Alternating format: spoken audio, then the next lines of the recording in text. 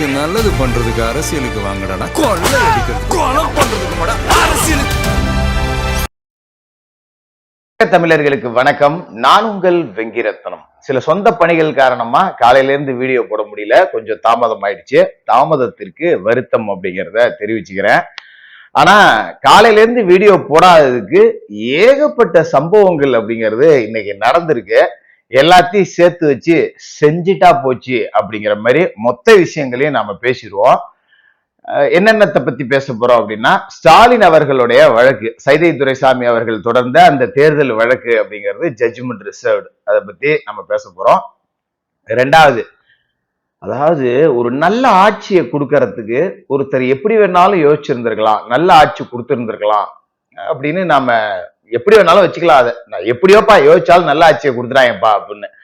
ஆனா பிரார்த்தனம் பிள்ளகாத்தனம் பண்றதுல எப்படியெல்லாம் யோசிக்கிறாங்க, தேர்தல் வெற்றி அடையணுங்கிறதுல எப்படியெல்லாம் யோசிக்கிறாங்க. இதுல மட்டும் உங்களுக்கு இவ்வளவு திறமை இருக்கே, இதெல்லாம் ஆட்சி செய்யறதுல காமிச்சிருந்தீங்கன்னா நீங்க இப்படி 5 கட்சி 25 கட்சி 35 கட்சின்னு தொங்கிட்டு கிடக்கணும்னு அவசியம் இல்லையே அப்படிங்கிற அளவுக்கு திமுக ஒரு வேலை அப்படிங்கிறத செஞ்சிருக்காங்க. அதை பத்தியும் பேச போறோம். முக்கியமா சவுக்கு சங்கர் சார்ந்து வீடியோ பதிவிட்ட அத்தனை சேனல்களுக்கும் சம்மன் அப்படிங்கிறது கொடுக்கப்பட்டிருக்கு. இது நாடா இல்ல சுடுகாடா? 30 வருடமா தண்டனை விதிக்கப்பட்டு ஒரு பாலியல் வழக்குல இருந்தவன ஜாமீன்ல வெளியே விட்டு சௌரியத்துக்கு சுத்த விட்டு அவன் இன்னைக்கு ஒரு மாணவிய பாலியல் வன்புணர்வு செஞ்சு கொலை பண்ணியிருக்கான். அதை விட்டுட்டு மீடியாவில வீடியோ போடுறவனுக்கு பூரா நோட்டீஸ் கொடுத்துக்கிட்டு அனுப்பிடுறீங்கன்னா இது என்ன கருமாந்திரம் அப்படிங்கிறதையும் நம்ம பேசிதான் ஆகணும். இதனால என்ன வந்தாலும் பார்த்துக்குவோம். அடுத்ததா முக்கியமான விஷயம் என்ன அப்படின்னு பாத்தீங்கன்னா, திமுக கூட்டணியில உச்சபட்ச குழப்பம். அதாவது திருமாவளவன் கிட்டத்தட்ட அறிவாலயத்திற்கு அடிமாடா போகக்கூடிய மனநிலைக்கு வந்துட்டாரு. ஆனா விடுதலை சிறுத்தை கட்சியை சேர்ந்த தொண்டர்களுக்கு கொஞ்சம் கூட இது புரியல. அது பயங்கர கடுப்புல இருக்காங்க. உங்களை நாங்களே தோக்கடிக்கிறோம்டா அந்த வாட்டி, எங்களையாடா பகிச்சிக்கிறீங்க அப்படிங்கிற அளவுக்கு விசிகாவினர் எல்லாமே பொங்கிக்கிட்டு இருக்காங்க. அது சார்ந்த விவரங்கள் அப்படிங்கறதையும் பேச போறோம். அதுக்கு முன்னாடி நம்ம சேனலுக்கு கொஞ்சம் சப்ஸ்கிரைப் பண்ணாம பாக்குற நண்பர்கள் சப்ஸ்கிரைப் பண்ணி சப்போர்ட் பண்ணுங்க. தொடர்ந்து நமக்கு சப்போர்ட்டா இருக்கும் அப்படிங்கிறதையும் கேட்டுக்கிட்டு எடுத்த உடனே திருமாவளவன் அவர்களோட விஷயத்துக்குள்ள போயிடுவோம். திருமாவளவன் உண்மையிலேயே திமுக கூட்டணியில ஓரளவுக்கு வாக்கு வங்கி உள்ள கட்சி அப்படின்னு எடுத்துக்கிட்டீங்கன்னா விசிகா தான், அதை மறுக்கிறதுக்கெல்லாம் கிடையாது. திருமாவளவன் கட்சியை சேர்ந்தவர்கள் ஏகப்பட்ட பிரச்சனைகளை பண்றாங்க, முறைச்சாலே அடிப்போம் அப்படிங்கிற அளவுக்கு எல்லாம் பண்றாங்க. அதெல்லாம் நாம எவ்வளவோ கழுவி ஊத்திருக்கோம். எனக்கு கொஞ்சம் கூட பிடிக்காத கட்சி திமுகவை விட பெரிய விசச்செடி அப்படின்னு நான் விசிகாவை நினைக்கிறேன். ஆனா திருமாவளவனோட உழைப்ப நம்ம குறை சொல்லிடவே முடியாது. திருமாவளவனை விசிகாவில இருந்து கழிச்சிட்டீங்க அப்படின்னா அந்த கட்சியில ஒண்ணுமே கிடையாது. திருமாவளவன் தான் கட்சி. மனிதன் நல்ல உழைப்பாளி. நைட்டு 1 மணி 2 மணி வரைக்கும் கூட நிகழ்ச்சிகள் எல்லாம் கலந்துக்கக்கூடிய அளவுக்கு, நல்லது கெட்டது எல்லா இடத்துக்கும் போகக்கூடிய அளவுக்கு உண்மையிலேயே இன்னைக்கு ஒரு நல்ல தலைவன், அதுல மாற்று கருத்தே கிடையாது.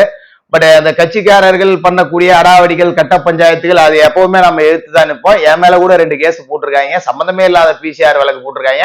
அதெல்லாம் நம்ம பார்த்துக்குவோம், அதெல்லாம் உடன்பாடு அப்படிங்கிறது நமக்கு கிடையாது. ஆனா திமுக கூட்டணிக்காக சிலுவை அதிகம் சுமந்தவர் திருமாவளவன் தான். வேங்க வயல்ல பிரச்சனை, வாயை பொத்திட்டு இருக்கோம். சம்பந்தப்பட்ட ஜாதிகாரனே அரெஸ்ட் பண்றாங்க, வாயை பொத்திட்டு இருக்கோம். மேல்மாவில கோயிலுக்குள்ள விடமாட்டேன்னு கோயில் மேல்பாதியில கோயிலை இழுத்து பூட்டுறாங்க, வாயை பொத்திட்டு இருக்காரு. நாடு முழுக்க விசிகாவோட கொடியை ஏத்த முடியல. இதுல கொடுமையோட உச்சம் என்னன்னா, திமுக தேர்தல் விளம்பரம் பண்றாங்க, அங்க எங்கேயுமே பாத்தீங்கன்னா திருமாவளவனோட பேர் இருக்காது. கேட்டா பச்சையா திமுக காரர்களே சொல்றாங்க, எப்பா பொது இடத்துல வந்து திருமாவளவன் பேர் எழுதாதீங்கப்பா. இது எப்படி? பொது இடத்துல நீ நடக்காதரா, பொது கிணத்துல நீ தண்ணி எடுக்காதரா அப்படின்னு சொல்ற அளவுக்கு மத்த ஜாதிகாரங்க இருக்கிற ஏரியாலாம் திருமாவளவன் பேர் எழுதாதீங்கப்பா, நம்ம ஓட்டு கெட்டு போயிடும். இந்த ஏரியா வந்து பட்டியல் சமூக மக்கள் வசிக்கக்கூடிய காலனி பகுதியில மட்டும் திருமாவளவன் பேர் எழுதுங்கப்பா. இப்படி பச்சையா பல திமுகவினர் சொல்றாங்க. இது விசிகாவினருக்கும் தெரியும். இவ்வளவையும் தாங்கிக்கிட்டு நான் இல்லைன்னா பாசிச பாஜக உள்ள வந்துரும் முட்டு கொடுத்தே வாழ்ந்து இன்னைக்கு 5 சீட்டு 6 சீட்டு எக்ஸ்ட்ரா எல்லாம் தர முடியாது அப்படிங்கிற நிலைமைக்கு ஸ்ட்ரிக்டா சொல்லிட்டாங்க. இவ்வளவு காலமா முட்டு கொடுத்து பழகிட்டதால இப்ப போக்கட இல்லாம திருமாவளவன் இருக்காரு. அது இப்ப என்ன பண்றது? கூட்டணி தர்மத்திற்காக கட்சி நாம விட்டு கொடுக்குற மாதிரிதான் இருக்கு. எல்லாரும் நேர்காணல் போக்குவரத்து கிட்டத்தட்ட புலம்புறாரு. அவர் பேசுனதை என்னால அப்படியே பேசிட முடியும், அது என்னத்தை பேசிக்கிட்டு அதுல ஒண்ணும் உள்ள கீழே போட்டுரு அப்படிங்கறதா. கடைசியா திருமாவளவனோட பேட்டி என்னவா இருக்கும்? பாசிச சக்திகள் புகுந்துவிடக் கூடாது என்பதற்காக கட்சி நலனை நான் முக்கியமாக நினைக்காமல் கூட்டணி நலனை கருத்தில் கொண்டு இந்த முடிவை எடுத்திருக்கிறேன், சிறுத்தைகள் தோழர்கள் ஒத்துழைக்க வேண்டும் அப்படின்னு சொல்லி முடிச்சு விட்டுருவாரு. ஆனா இந்த முறை கீழே இருக்கிற விசிகா தொண்டன் ஒருத்தனுக்கு கூட இது பிடிக்கல. என்னையா இது, நம்ம அடங்கம் மறு அத்து மீறின்னு வாழ்ந்துகிட்டு இருக்கோம், இவர் அறிவாலயத்துக்கு உள்ள போனாருன்னா முட்டு குடு மூடிக்கிட்டு படுங்கிற மாதிரியே ஒரு வாழ்க்கையை வாழ்ந்துட்டு இருக்காரு. அப்புறம் என்னையா சிறுத்தை, ஊரு பூரா நம்ம சிறுத்தை சொல்லிட்டு இருக்கோம், அறிவாலயத்துக்கு உள்ள போனா மட்டும் பூனையா இருக்கீங்க, அதுவும் புனுகு பூனையா இருக்கீங்க அப்படிங்கிற மாதிரி அவர்களோட தொண்டர்களே நினைக்கிறாங்க. ஓட்டு போட மாட்டாங்க, ஜெல்ல ஆகாது. அந்த அளவுக்கு விசிகாவினரை மதிக்கிறதும் கிடையாது திமுக. அப்படிதான் குழப்பு அப்படிங்கிறது ஓடிக்கிட்டு இருக்கு. இதற்கிடையில அதாவது இப்ப திமுகவினர்கிட்ட ரொம்ப பிடிச்ச ஒரு விஷயம் என்னன்னா, இந்த கூட்டணி கொத்தடிமைகளா இவ்வளவு நாளா இவங்களை வச்சிருந்தாங்கல்ல, இவங்களை சூப்பரா ஹேண்டில் பண்றாங்க. என்னன்னு, நேத்து வந்த தேமுதிகவுக்கு இன்ன வரைக்கும் சீட் அப்படிங்கறதே பிரிக்கல. ஏன், தேமுதிகவுக்கு ஒரு 8 சீட்டோ 10 சீட்டோ கொடுத்துட்டா, எப்பா காலங்காலமா கழி விடுறதே வேலையா வச்சிருக்க வைகோலா, எனக்கு இன்னும் 2 சேர்த்து கொடு அப்படின்னு கேட்பாரு. அப்ப இவங்க எல்லாத்தையும் முடிச்சு விட்டுட்டு கட்ட கடைசியா அவங்கள்ட்ட பேசிடுவோம், கையெழுத்தை ஃபர்ஸ்ட் இவங்கள்ட்ட வாங்கிட்டு விட்டோம்னா அதுக்கப்புறம் அவங்களுக்கு எவ்வளவு கொடுத்தாலும் இவங்க பேச போறது இல்ல. பேசாம பாஜக உள்ள வந்துரும் அப்படின்னா வாய மூடிட்டு இருப்பாங்க. இந்த இந்திய கம்யூனிஸ்ட் ஒரு கட்சி இருக்கு, எப்ப என்ன சீட்டு வேணுமா பெட்டி வேணுமா அப்படின்னா, எப்பா எங்களுக்கு பொட்டியே கொடுக்கப்பா, உண்டியால தூக்கி தூக்கி காலில் நடக்க முடியலங்கிற கதைக்கு அவங்க ஆளாயிட்டாங்க.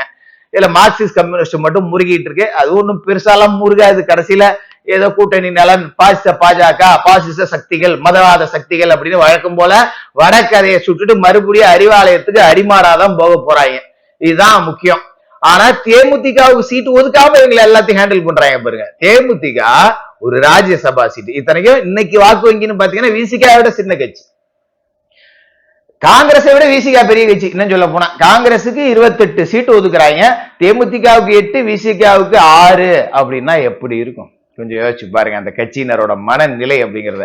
அப்பா நாங்க உங்களுக்கு 100 தொகுதியில வெற்றி வாய்ப்பை தேடி கொடுக்குறோம், எங்களுக்கு ஒரு நீ 20 கொடுக்க கூடாதா, அட 15 கொடுக்க கூடாதா, அட 10 கொடுக்க கூடாதா அப்படிங்கிற மனநிலைக்கு அவர்கள் வந்ததால கண்டிப்பா இந்த கூட்டணி அப்படிங்கிறது ஜெல்லாவது களத்துல தெரியும்.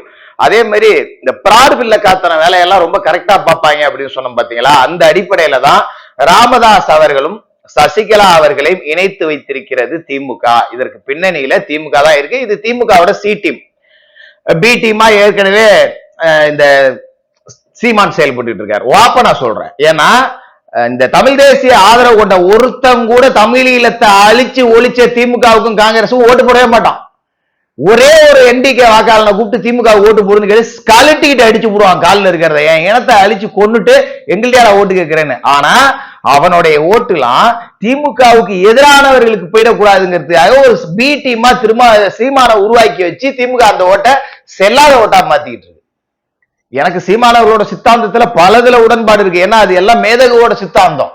ஆனா இங்க சீமான் பாக்குறது திமுகவுக்கான பி டீம் வேலைதான். திமுகவுக்கு எதிரான மொத்த ஓட்டு 35 லட்சம் ஓட்டு வாங்குறாங்கன்னா 35 லட்சமும் திமுகவுக்கு எதிரான ஓட்டு. அத எதிர்முகாமுக்கு கடத்த விடாம தனியா நின்று செல்லாத ஓட்டா மாத்திக்கிட்டு இருக்கிற பி டீம் வேலையை சீமான் ரொம்ப தெளிவா செஞ்சுக்கிட்டு இருக்காரு. இப்ப சி டீம் வேலையை யார் செய்யறா அப்படின்னா ஜெய்காந்தி, மருத்துவர் ராமதாஸ் அவர்களுடைய அந்த குரூப், சசிகலா. என்னன்னா வட மாவட்டத்துல வன்னியர்கள் ஓட்ட ராமதாஸை வச்சு பிரிச்சிருவாங்களாம், தென் மாவட்டத்துல முக்குளத்தூர் ஓட்ட சசிகலா வச்சு பிரிச்சிருவாங்களாம். அதிமுகவுக்கு ஆதரவா பாமக ஓட்ட போறத பூரா ராமதாஸ் வச்சு உடைக்கிறது, தினகரன் மூலமாவோ இல்ல முக்குளத்து சமுதாயத்தோட பாரம்பரிய அதிமுக வாக்கையோ உடைக்கிறதுக்காக சசிகலா வச்சு அந்த சைடு பிடிக்கிறது, வடக்க வன்னியர் காதல செய்யறது, தெற்க தேவர் காதல செய்யறது. அவ்வளவுதான் இதோட வேலை. இந்த ஓட்டை பிரிச்சு அவர்களை ஏமாத்துறது, அதுதான் இந்த வேலையோட சாராம்சம். இதை ரொம்ப தெளிவா பார்த்திருக்காங்க. நல்ல செட்டில்மெண்ட் அப்படிங்கிறது 2 தரப்புக்குமே கொடுக்கப்பட்டிருக்கிறதான செய்திகள் வருது. எவ்வளவு அமௌண்ட்ங்கிறதையும் நான் விரைவில் சொல்லிடுறேன், எங்கேயும் போயிடாது, கத்திரியா முத்தனா கடத்தலுக்கு வந்துதான் தீரும். சரி, இப்ப இன்னொரு முக்கியமான விஷயம் என்ன அப்படின்னு பாத்தீங்கன்னா சவுக்கு சங்கர் அவர்களுடைய வழக்கு. இப்ப சவுக்கு சங்கர் பாத்தீங்கன்னா எப்படியாவது இந்த திமுக ஒழிச்சே ஆகணும் அப்படின்னு சொல்லிட்டு நீதிமன்றத்துல பேசக்கூடாதுட்டாங்க. அவருங்க அந்த பையனுக்கு நிதிஷுக்கு ஜாமீனே கிடைக்கல. ஆனா நிதிஷ் காலை உடைக்க முயற்சி செஞ்சிருக்காங்க. ஆனா இதை சவுக்கு பேச முடியாது, என்ன வேணாலும் பேசலாம். கோ அக்யூஸ்டோட பேரையே சொல்லக்கூடாதுன்னு ஒரு உலக வரலாற்றிலே இல்லாத ஒரு ஆர்டர் ஒண்ணு போட்டிருக்காங்க இல்லையா, அதனால அதை கூட அவரால் பேச முடியாது. அப்படி இருக்கிற சூழல்ல வேற ஏதாவது ஒரு மீடியாவில சம்பந்தப்பட்ட வழக்கு, அதாவது அந்த ப்ரொடியூசர்னு ஒருத்தர் வழக்கு கொடுத்தாரு, அந்த வழக்கை பத்தி தான் பேசக்கூடாது. பொதுவா திமுகவுக்கு எதிராக பேசினா அங்க கூட எங்களுக்கு எரியுது, திமுகவுக்கு எதிராக எவனுமே பேசக்கூடாதுன்னா சவுக்கு வீடியோவை போட்ட எல்லா மீடியாவுக்கும் நோட்டீஸ் அப்படிங்கிறது கொடுக்கப்பட்டிருக்கு. அப்ப இது நாடா இல்ல சுடுகாடா இல்ல தெரியல. வேணும்னா ஒண்ணு பண்ணிருங்க, ஒரே ஒரு செய்தி சேனல் தான் இருக்கணும், ஏன்னா அந்த சன் டிவி, கலைஞர் டிவி மாதிரி ஏதாவது ஒரு செய்தி சேனல் தான் இருக்கணும். யாரு வேணாலும் இந்த அதுல பேசிட்டு 200 ரூபாய் வாங்கிட்டு போங்க. பேசுறது என்ன அப்படின்னா, கலைஞர் வாழ்க, கருமம் பேரை வேற கலைஞர் என் வாயில வருது, அவனை பேரை சொன்னோடனே, கருணாநிதி வாழ்க, ஸ்டாலின் வாழ்க, உதயநிதி வாழ்க, இன்பநிதி வாழ்க, அதுக்கு பிறகு பிறக்க போற துன்பநிதி வாழ்க, துயரநிதி வாழ்க, துக்கநிதி வாழ்க, இப்படியே நாங்க பேசிட்டு எல்லாரும் 200 ரூபாய் வாங்கிட்டு போகணும் அப்படின்னு வேணா முடிவு பண்ணிருங்க. கிம் ஜாங் உன் வச்சிருக்காருல ஒரே ஒரு செய்தி நிறுவனம் அரசு சார்பா வெளியிடப்படுற செய்தி, அது மட்டும் தான் வெளில போகணும். அது மாதிரி சொல்லிருங்க. 200 ரூபாய் தான் சம்பளம், நாங்க எழுதி கொடுக்கறதாண்டா நீங்க வாசிக்கணும். எவனுமே எங்க அரசாங்கத்துக்கு எதிராக பேசக்கூடாதுன்னு ஸ்டாலின் என்ன ஹிட்லரா, முசோலினா, இடியமீனா, இல்ல புரியலையே எங்களுக்கு என்ன? அப்படி எல்லாமா நீங்க எல்லாத்தையும் ஊர்வாயை அடைக்கிற முடியும்? சுட்டா கூட சாவுற அந்த கடைசி நொடி வரைக்கும் ஒருத்தன் பேசிக்கிட்டு தான் இருப்பான் கண்டிப்பா அரசாங்கத்தை எதிர்த்து. என்ன பண்ணிட முடியும்? உங்களை அரெஸ்ட் பண்ணி உள்ள போடுவீங்க, வெளில வர மாட்டாங்களா? வெளில வந்துட்டு திரும்ப பேசுவான். அக்யூஸ்ட் எவ்வளவு பேர் வெட்டியா வெளியே சுத்திட்டு குண்டர் சட்டம் உங்களுக்கு என்னத்துக்கு கொடுத்தாங்க? இந்த முனீஸ்வரன் ஒரு நாய் கைதாச்ச, அது 30 வருஷம் தண்டனை அனுபவிக்க வேண்டிய நாய் உள்ள இருந்துட்டு ஜாமீன்ல வந்திருக்கு. அதெல்லாம் முடிச்சு குண்டாசுல ஒரு பொய் கேஸ போட்டு கூட உள்ள தூக்கி போறதுக்கு துப்பு இல்ல. அவன் ஒரு வண்டியை திருடி இருக்கான். அந்த வண்டி திருட்டு கேஸ கரெக்டா விசாரிச்சிருந்தாலே இந்த மாணவி பாலியல் வன்கொடுமை பண்றதுக்கு 2 நாளைக்கு முன்னாடி அவனை அரெஸ்ட் பண்ணிடலாம். அந்த மாதிரி ஹிஸ்டரி ஷீட்டர்ஸ் எல்லாம் தெருவுல நடமாட விட்டுட்டு இங்க மாதிரி மீடியாவில பேசுறவன பூரா சம்மன் கொடுக்கறது, நோட்டீஸ் கொடுக்கறது, கஞ்சா கேஸ் போடுறது, குண்டாசு போடுறது அப்படின்னா இது என்ன கருணாநிதி நாடுன்னு பேரை மாத்தி வச்சீங்களேன். சிச்சி பார்த்தாலும் பார்த்தையா வாழ்க்கையில இப்படி ஒரு கேவலமான கொடூரமான ஆட்சியை நான் பார்த்ததே கிடையாது. பேசவே கூடாதுன்னா என்ன புரியல எங்களுக்கு. உண்மையிலேயே பேசுவோம் தான், என்ன வேணாலும் பண்ணி தொடர்ந்து பேசுவோம். இப்பெல்லாம் நீங்க அடக்குமுறை ஏவ நான் ஒரு நாளைக்கு 10 வீடியோ போடுவேன். வேற வேலை வெட்டியே போகாம இங்கே உட்காந்துட்டு உங்களை கழிவு ஊத்துறதே முழு நேர தொழிலா செய்வேன். முடிஞ்சதை செய்யுங்க, பார்த்துக்குவோம், தொடர்ந்து பேசுவோம்.